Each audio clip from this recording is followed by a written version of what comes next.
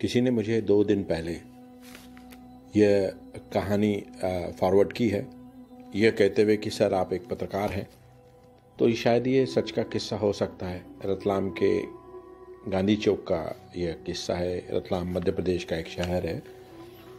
तो सर ये कहानी बहुत प्रेरक है और शायद सच्ची भी। उसे भी किसी ने भेजी है, तो उसने मुझे ये शेयर की और मैं भी आपको ये कहानी सुनाता हूँ, क्योंकि मुझे भी ये कहानी बहुत दिल के करीब लगी। वे लोग पिछले कई दिनों से इस जगह पर खाना बांट रहे थे। गांधी चौक रतलाम का एक किस्सा है। हैरानी की बात है कि एक कुत्ता रोज आता और किसी न किसी हाथ का पैकेट छीन कर ले जाता। तो उन्होंने आज एक व्यक्ति की ड्यूटी लगाई कि ये कुत्ता रोज एक पैकेट छीन कर भाग जाता है, कहीं किसी को काट न ले, तो इसलिए ध्यान रखना। लगभग 11 बजे का समय हो चुका था और वे लोग अपना खाना वितरण शुरू कर चुके थे। तभी देखा कि वह कुत्ता तेजी से आया और एक आदमी के हाथ से खाने की थैली झपट कर फिर भाग गया। वह लड़का जिसकी ड्यूटी थी कि कोई जानवर किसी पर हमला न कर दे खाने के लिए, वह डंडा लेकर कुत्ते के पीछे भागा। अब कुत्ता तेज भागा और भागते भागते वो कुत्ता एक झोपड़ी में घुस गया। वह आदमी भी उसका पीछा करते हुए झोपड़ी तक आ गया। तब तक कुत्ता खाने की थैली छोड़ झोपड़ी के बाहर आ चुका था। वह आदमी बहुत हैरान था। वह झोपड़ी में घुसा तो देखा कि एक आदमी अंदर लेटा हुआ है। चेहरे पर बड़ी सी दाढ़ी और उसका एक पैर भी नहीं है। गंदे से कपड़े, जैसे भिखारी हो या कुछ मांगने वाला। डंडे वाले ने थोड़ा गुस्से से बोला, ओ भैया, ये तुम्हारा कुत्ता है ना? रोटी छीन के भाग जाता है रोज। तो उस बड़ी दाढ़ी वाले व्यक्ति ने बोला, मेरा कोई कुत्ता नहीं है। कालू, उसकी बात कर रहे हो? वो तो मेरा बेटा है, उससे कुत्ता मत कहो।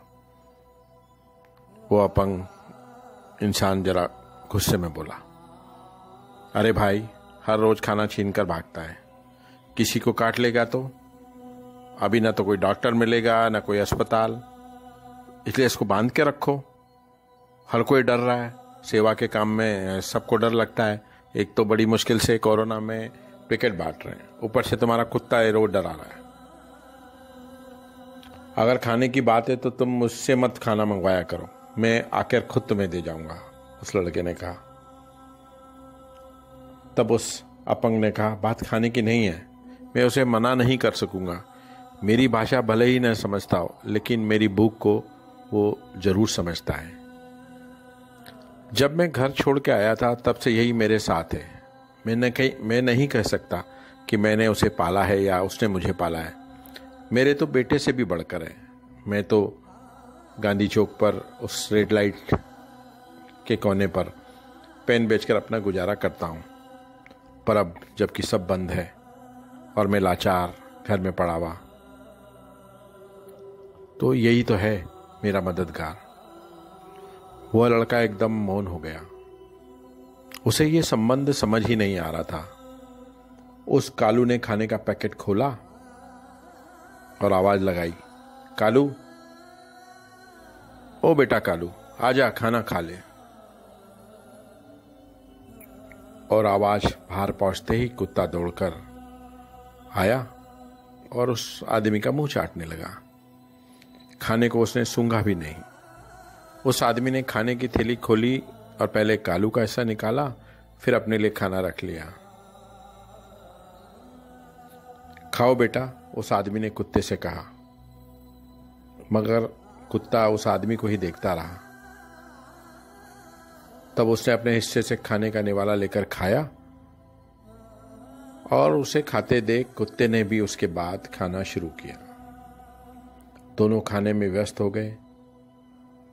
उस लड़के का चेहरा भाव स्तब्ध थे और इस स्तब्धता में उसके हाथ से डंडा छूट गया। अब जब तक दोनों ने खाना खा नहीं लिया, वह उन्हें अपलक आश्चर्य से देखता रहा।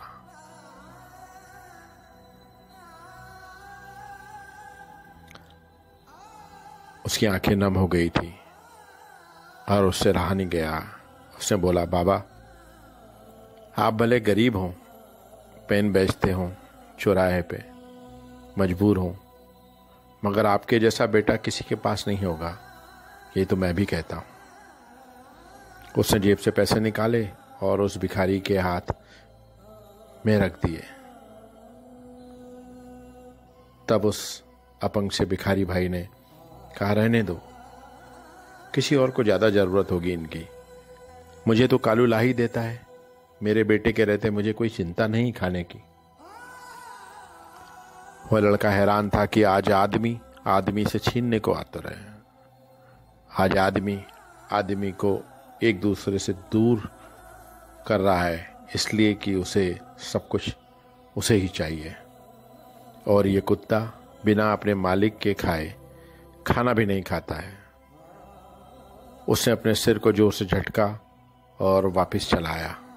अब भी उसे लग रहा था कि जैसे उसने जो भी देखा वो आश्चर्य है, वो सच नहीं हो सकता। अब उसके हाथ में कोई डंडा नहीं था।